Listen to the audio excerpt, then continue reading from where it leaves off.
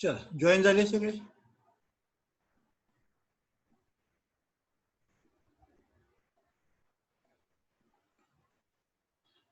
अजून जॉईन व्हायचे थोडं.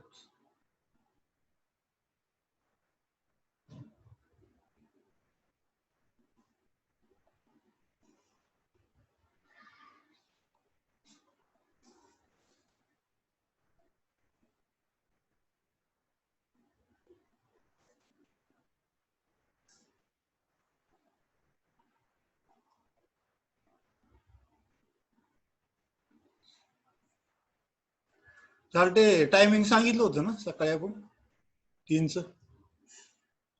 सांगितलं होतं. हा म्हटलं एका दिवस माहित नाही का काय timing.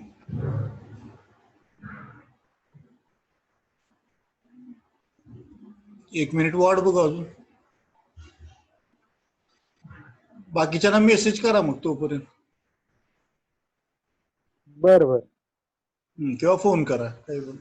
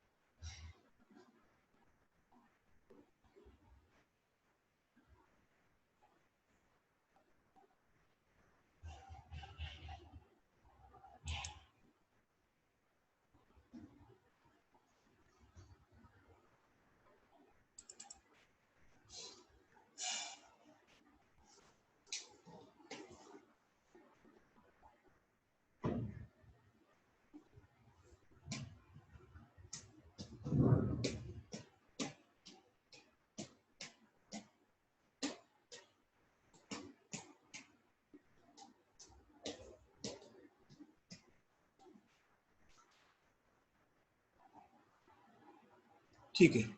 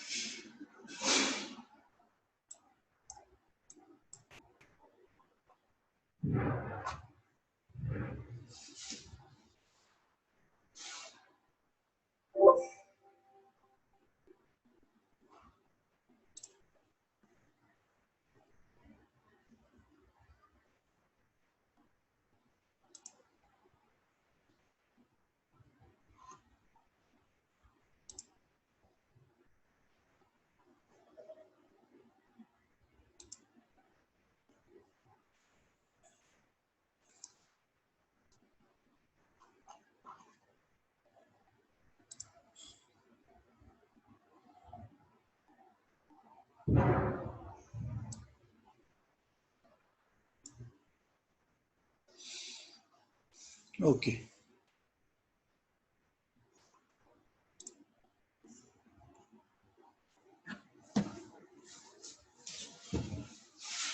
Last time I told you that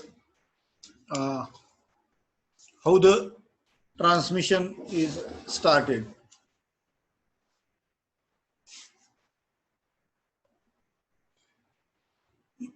There is a TXD line or TXD pin of your microcontroller. Where is the TXD pin? P3 point something.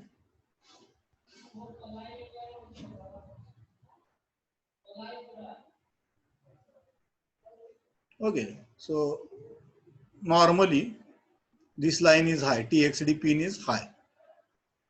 Normally it is high. Whenever the microcontroller wants to send the data serially, what it will do? It will make it low. It will go low.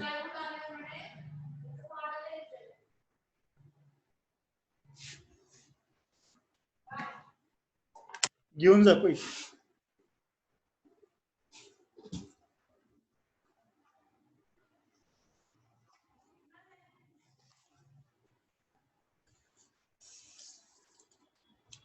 एक minute.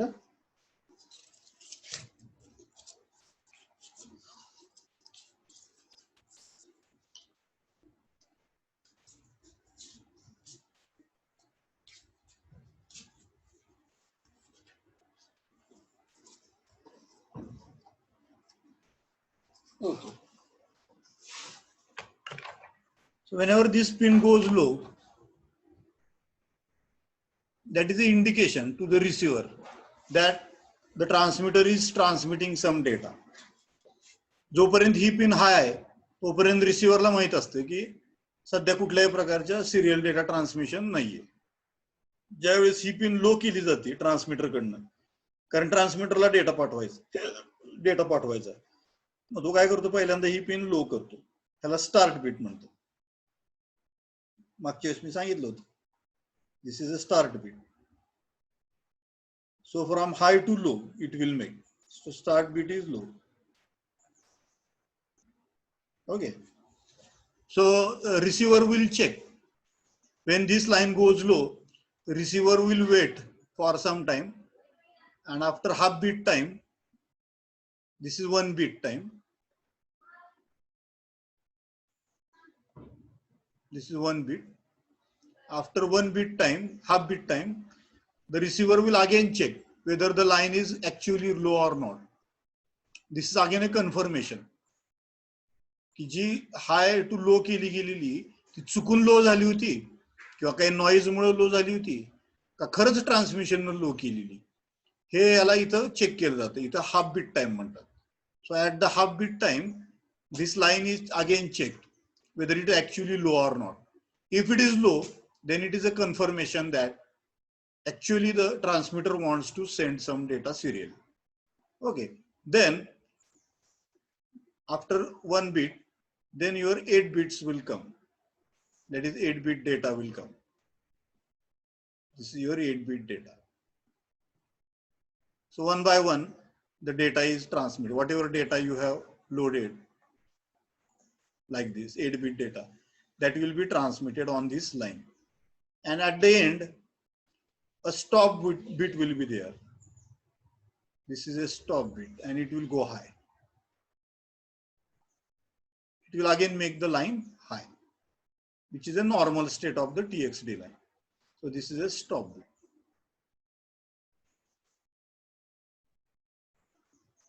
Okay. In this way, the transmission is done. Serial transmission is done in the microcontroller. So microcontroller, what? There is a TXD line, that is transmit data line. That is a pin on port 3. That pin is normally high. If you are not doing any serial communication, then this pin is kept high. Whenever microcontroller wants to send some data serially, it will make this line to go low. Okay, it will make this line to go low. When this line goes low, the receiver understands that transmitter wants to send some data, serial data on the transmission line. Receiver will understand because there is a direct connection between transmitter and receiver. We have connected a wire between them. So receiver, when this line goes low, receiver understands that the transmitter is transmitter wants to send some data serially, but it is not confirmed because whether the transmitter has made this line low or due to some any other reason, due to electromagnetic interference or noise, this line has gone low. So it will again check this line after some time, that is half bit time. Half bit time means the time required for 1 bit transmission. If I want to transmit, suppose 1. If I want to transmit 1, how much time I take? Suppose I take 1 microsecond to transmit 1 bit. Then half bit time will be 0.5 microsecond. Correct. So after 0.5 microsecond or half bit time, it will again check whether the line is actually low or not. If this line is actually low, then it understands that yes, the transmitter really wants to send some data. Then it will become ready for accepting the data. After another half bit time, it will treat it as a data. And for each clock, baud rate is same. मी मागच्या वेळेस सांगितलं होतं, जो ट्रान्समीटरचा bond rate आहे तोच या बाजूला रिसिव्हरचा bond rate असला पाहिजे. हा जर 9600 बिट्स एका सेकंदाला पाठवत असेल, बिट्स पर सेकंद, हा पण त्याच स्पीडनं तो रिसिव्ह करत असला पाहिजे. बीपीएस दोघांचा स्पीड सारखा असलाच पाहिजे, तरच सिरियल ट्रान्समिशन होऊ शकते किंवा सिरियल रिसेप्शन होऊ शकते. Correct? So with whatever speed the data is sent, 8-bit data is sent, with the same speed the data is collected or received at the receiver end. And after 8-bit comes the stop bit. So it will wait for the stop bit and then this line again goes high. This is the indication that I have transmitted one data byte. I have transmitted 1 data byte. जर मायक्रोकंट्रोलरला दुसरी data bite पाठवायची असेल तर परत आपल्याला तेच करावं लागतं. परत हाय टू लो, ही लाईन हाय टू लो न्यायची आणि मग परत दुसरी डेटा बाईट पाठवायची आणि परत लो टू हाय करून ठेवायचं. नॉर्मल स्टेट मध्ये ती लाईन हाय आहे, म्हणजे त्याला काही काम नाही, समजा डेटा ट्रान्समिशन काहीच नाही चालू, तर ती लाईन हाय ठेवली जाते.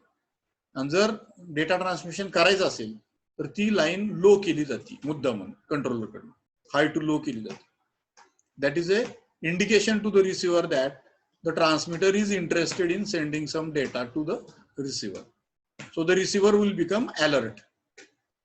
Okay, receiver will understand that yes, the transmitter is going to send some data. Okay, so it is ready to accept the data. That is the meaning. I think this is very, very clear.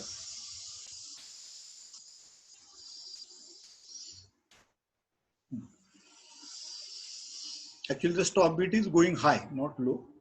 This is wrong. हाय असते. इथं data संपला, इथं data संपल्यावर ही line हाय जाते आणि नंतर हायच ठेवली जाते जोपर्यंत पुढचा डेटा आपल्याला पाठवायचा नाही तोपर्यंत. ठीक आहे. तरी हा जो टाइम आहे हा स्टॉप बीट टाइम आहे. त्यानंतर मग ती हाय ठेवली जाते तशीच. So in this way the data is sent over the transmitter. Similar is the case with the receiver. ज्यावेळेस डेटा रिसिव्ह करायचा आहे त्यावेळेस असंच केलं जातं. ज्यावेळेस ती लाईन लो केली जाते ट्रान्समीटरकडनं त्यावेळेस रिसिव्हरला कळतं की आता तयार राहायचं. तो हाफ बीट टाइम नंतर परत चेक करतो की खरंच लाईन लो केली होती का नाही. जर ती लोच दिसली त्याला रिसिव्हरला तर तो समजतो की हो खरंच त्याला डेटा पाठवायचा होता. मग तो डेटा ऍक्सेप्ट करायला तयार होतो आणि पुढच्या 8 बिट्स तो डेटा म्हणून समजतो आणि तो ऍक्सेप्ट करतो डेटा बिट्स. नंतर परत ती लाईन हाय गेली की त्याला समजतं की रिसिव्हरला कळतं की डेटा ट्रान्समिशन संपलेलं आहे. 8 बिट डेटा ट्रान्समिट झालेला आहे. It is ready for the next data transfer. So in this way the communication goes. अशा प्रकारे त्यांच्यामध्ये कम्युनिकेशन होत. I think this is clear now.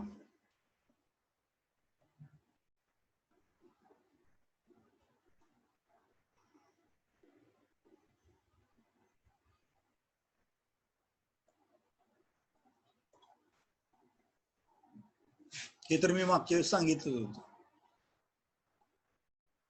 Connect the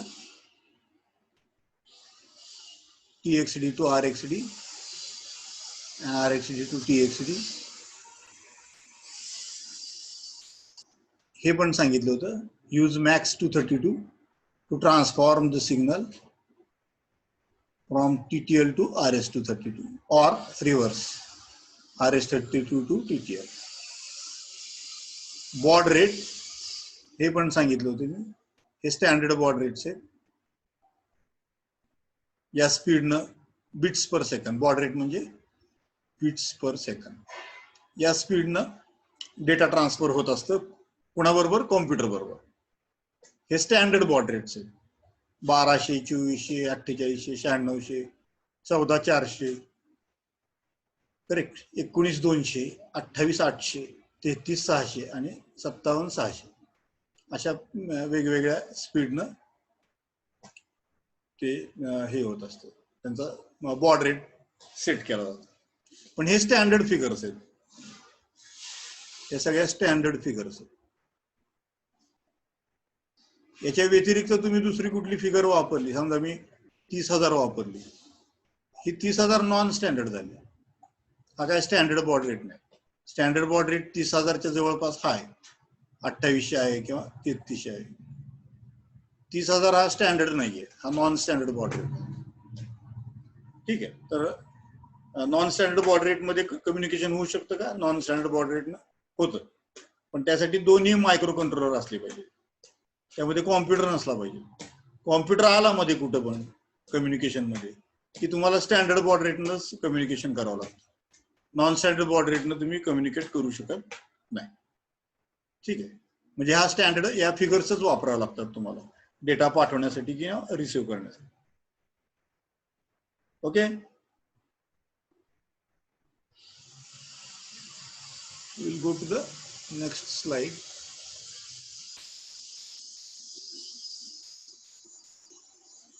मागच्या वेळेस मी सांगितलं होतं तुम्हाला सकाळी, मग थोडंसं सांगत होतो एस बफ रजिस्टर आहे बघा.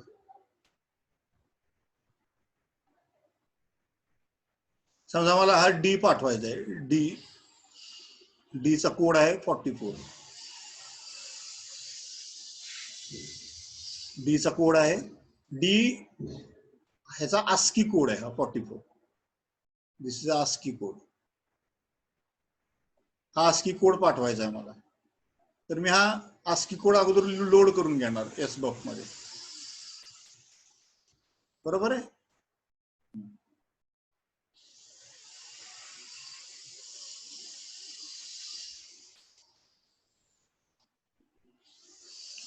दोन प्रकारे करू शकतो. हे एक इन्स्ट्रक्शन आहे.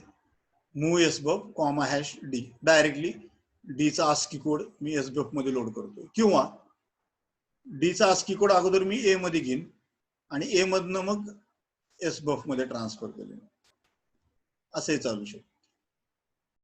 किंवा मला डेटा रीड करायचा असेल, एसबफ न रिसिव्ह केलेला डेटा रीड करायचा असेल तर एसबफ कडनं ए मध्ये मी कॉपी करून घेईन डेटा आणि तो रीड करेन, अक्युम्युलेटर मध्ये रीड करेन डेटा.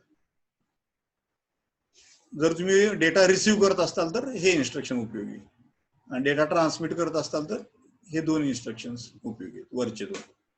खालचं जे इन्स्ट्रक्शन आहे ते रीडिंग साठी, म्हणजे रिसिव्ह केलेल्या डेटासाठी. Okay.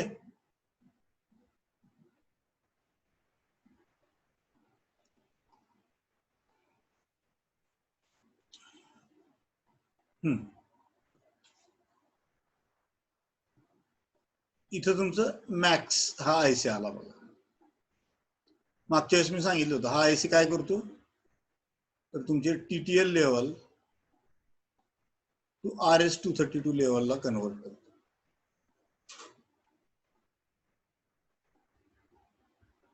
TTL level to RS-232 and vice versa. RS-232 to TTL दोन्ही करतो. ठीक आहे. बघा इथं टी इन, इथं डेटा आपण हा ट्रान्समीटर, हा ही जी लाईन आहे ही मी TXD ला जोडलेली असणार आहे. कुठं? TXD पिनला, ज्याच्यामध्ये मी डेटा पाठवणार आहे. इकडे हा काय करतो, या डेटाचं कन्व्हर्जन करतो RS-232 मध्ये, आणि मग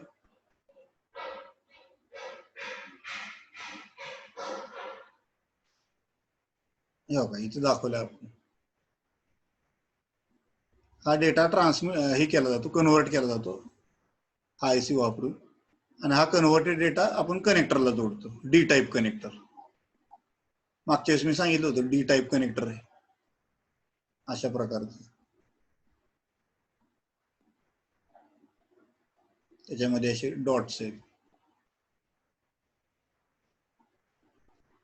9 पिनचं कनेक्टर आहे. त्यातली एक पिन आहे ती TXD आहे आणि एक पिन आहे ती RXD आहे आणि एक 2 पिन आहेत त्या ग्राउंड आहेत, आणि बाकीच्या पिन जे आहेत काही नॉट कनेक्टेड आहेत आणि काही आहेत त्या हँडशेकिंग साठी वापरलेले आहेत. बरोबर आहे. तर हाच कनेक्टर पुढे तुमच्या पीसीला जोडला जातो. हा मायक्रो कंट्रोलर आहे. हा मायक्रो कंट्रोलरचा आयसी आला, ट्रान्सलेटर आला, नंतर कनेक्टर आला, मध्ये पोर्ट आलं. ह्या पोर्ट मार्फत वायर जाईल आणि दुसरीकडे डी टाईप कनेक्टर आहे दुसऱ्या बाजूला पण रिसिव्हरच्या साईडला, तिथं तो हे केला जाईल, कनेक्ट केला जाईल. तिथं पण असंच आहे, MAX-232 आणि पीसी. पर्सनल कॉम्प्युटर असेल तर पर्सनल पीसीला जोडलेला असतो. इथं आपण कंट्रोलर एका बाजूला वापरलाय, दुसऱ्या बाजूला रिसिव्हर एंडला पीसी असू शकतो, पर्सनल कॉम्प्युटर असू शकतो, किंवा दुसरा मायक्रो कंट्रोलर असू शकतो. ओके. डिव्हाइस कुठलाही असू द्या, पीसी असू द्या किंवा दुसरा मायक्रो कंट्रोलर असू द्या, हा कंपल्सरी लागणारच तुम्हाला MAX-232. कारण तुम्ही ह्याचं कन्व्हर्जन, TTLचं कन्व्हर्जन म्हणजे 0 आणि 1चं कन्व्हर्जन RS-232 मध्ये करताय. 0 म्हणजे +5 व्होल्ट आणि 1 म्हणजे -5 व्होल्ट, अशा प्रकारे तुम्ही कन्व्हर्जन करता. हे कन्व्हर्जन करायचं काम कोण करते, तर हा आयसी करतो. तुम्ही इकडे 1 द्या, तो इकडे -5 देईल. तुम्ही इकडे 0 द्या, तो +5 देईल. बरोबर, हे सगळं काम तो करतो. आता हा इकडून ट्रान्समिट करतो डेटा. इथं आपण 1 दिलं तर इथं -5 येईल, इथं जर 0 दिलं इथं +5. हा डेटा इथं आलेला आहे रिसिव्हरला, हा ट्रान्समिटरला. येते लक्षात? दोन्ही लाईन इथं दाखवलेल्या आहेत, एक ट्रान्समिटर लाईन TXD पिन दाखवलेली आणि दुसरी रिसिव्हिंग पिन दाखवलेली. अशा प्रकारे हे कनेक्शन केलं जातं. तर इथं लेवल ट्रान्सलेटर्स तुम्हाला दाखवलेले. तर इथे 4 आहेत बरं का, म्हणजे तुम्हाला ऍक्च्युली 2च लागतात, एक ट्रान्समिशन साठी लागतील, एक रिसेप्शन साठी लागतात. हे जे आहे ते RxD पिनला कनेक्टेड आहे. याचं डायरेक्शन बघा की हा डेटा असा येतो आणि हा डेटा असा जातो बाहेर. येते लक्षात? या 2 पिनचं हे कॉन्फिगरेशन. हे मध्ये ट्रान्सलेटर्स दाखवलेले, ह्यांचं काम आहे तुमचं 0चं +5 मध्ये रूपांतर करणं आणि 1चं -5 मध्ये रूपांतर करणं. ठीक आहे, त्यासाठी आपल्याला काही कॅपॅसिटर्स जोडावे लागतात, पोलर कॅपॅसिटर्स अशा प्रकारचे. हे कॅपॅसिटर्स इथं दाखवलेले. या 4 कॅपॅसिटरच्या साह्यानं तुमचं +5 व्होल्ट आणि -5 व्होल्ट तयार केलं जातं. अशा प्रकारचं व्होल्टेज तयार केलं जातं आणि मग हे इथं वापरलं जातं. ट्रान्सलेटर त्याचं कन्व्हर्जन +5 किंवा -5 मध्ये करतो. So this is TTL side and this is RS-232 हे आपल्याला दिसते. I think it is clear.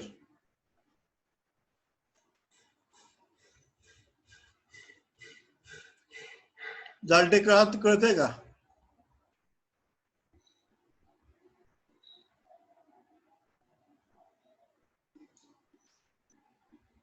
चालते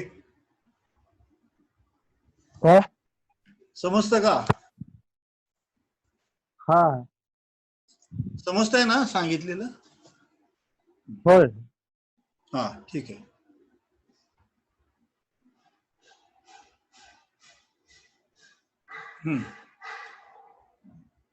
इथं बघा SBUF रजिस्टर आहे.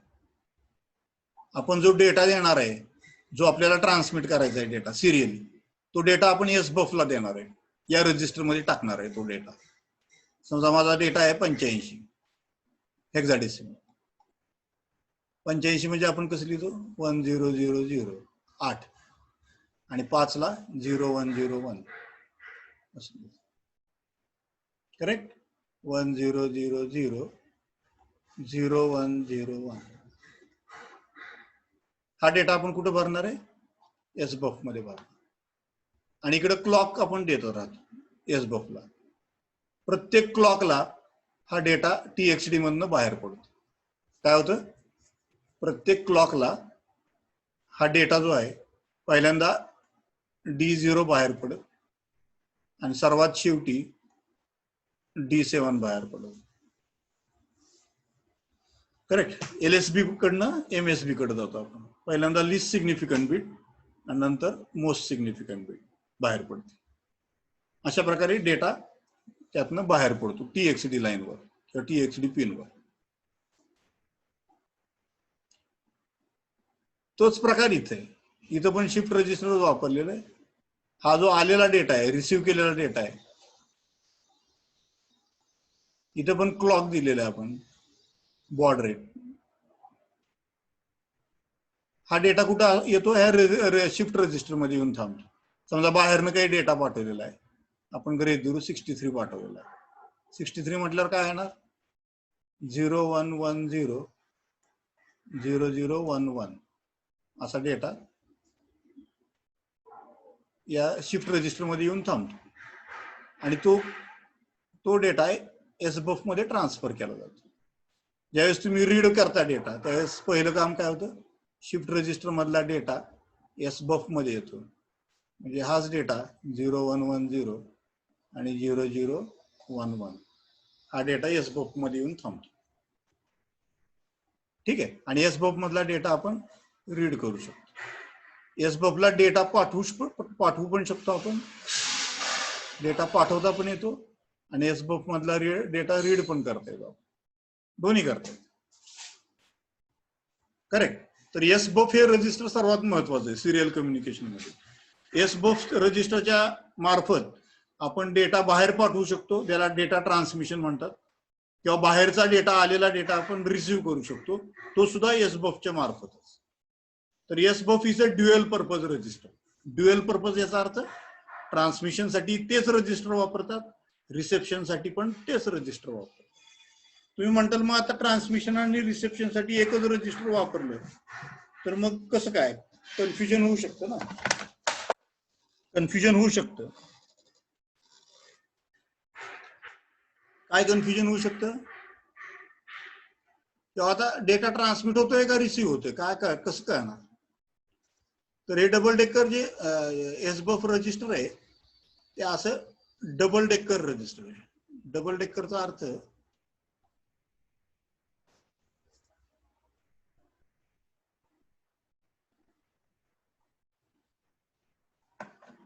एक मिनिट.